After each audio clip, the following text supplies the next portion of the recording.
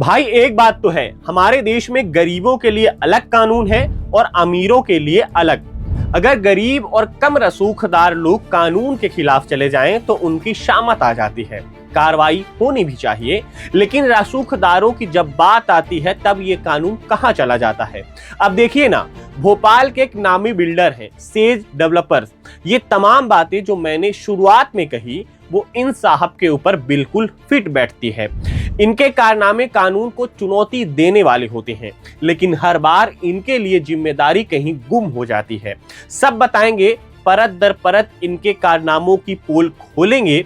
नमस्ते, मैं हूं शिवेंद्र, आप पब्लिक वाणी देख रहे हैं। भोपाल में एक बार फिर विकास चर्चा में है, लेकिन इस बार विकास ऊंचाई से नहीं गहराई से मापा जा रहा है, क्योंकि मामला है जमीन धंसने का। और जमीन के साथ ही धंस तो नियम भी गए हैं और शायद जिम्मेदारी भी। प्रदेश के नामी बिल्डर सेज डेवलपर्स, लगता है इनके लिए नियम कानून कोई गाइडलाइन नहीं बल्कि ऑप्शनल सब्जेक्ट हैं, जिसे चाहे तो मान लो नहीं तो छोड़ दो। पहले इनके यूनिवर्सिटी में गोलीबारी हुई, फिर अस्पताल में लापरवाही का मामला आया और अब कोलार का सागर ग्रीन हिल्स, यानी जहां भी नाम जुड़ा वहीं विवाद। अब जरा नए कारनामे पर आते हैं। कलियासोत नदी के किनारे बनाया गया पूरा कवर्ड कैंपस, जिसे अब अवैध घोषित करने की तैयारी चल रही है। सवाल ये नहीं कि नोटिस क्यों आया, सवाल ये है कि ये सब इतने सालों तक चलता कैसे रहा। 2013 में 4 टावर्स की ऊंचाई 18 मीटर रखने की अनुमति मिली, लेकिन बिल्डर साहब ने उस 18 को 21 में बदल दिया।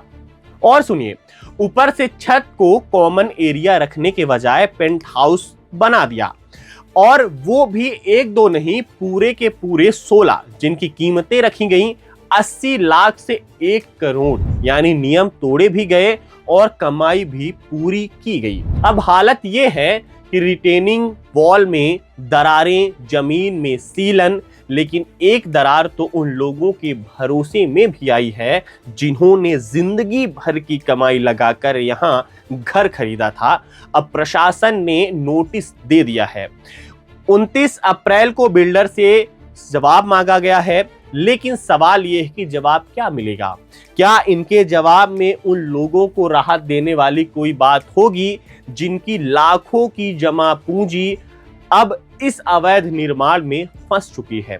प्रशासन से एक सवाल है कि जब ये बिल्डिंग बन रही थी तब नियम कहां थे।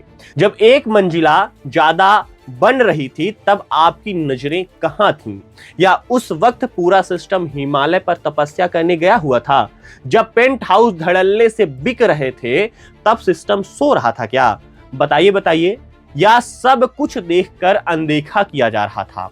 भाई सीधी बात है, अवैध इमारतें सिर्फ बिल्डर नहीं बनाते, उन्हें खड़ा होने देता है सिस्टम, और इस उठान में गिरता है तो सिर्फ आम आदमी का भरोसा। खैर, अब देखना यह है कि 29 अप्रैल को क्या होता है। क्या बिल्डर के जवाब में दम होगा या फिर ये मामला भी बाकी फाइलों की तरह धूल फांकता रह जाएगा। फिलहाल इतना तय है कि सागर ग्रीन हिल्स में सिर्फ दीवारों में दरारें नहीं आई हैं, यहाँ भरोसे की नींव भी हिल चुकी है। और प्रशासन, खैर फिलहाल के लिए इतना ही। शुक्रिया।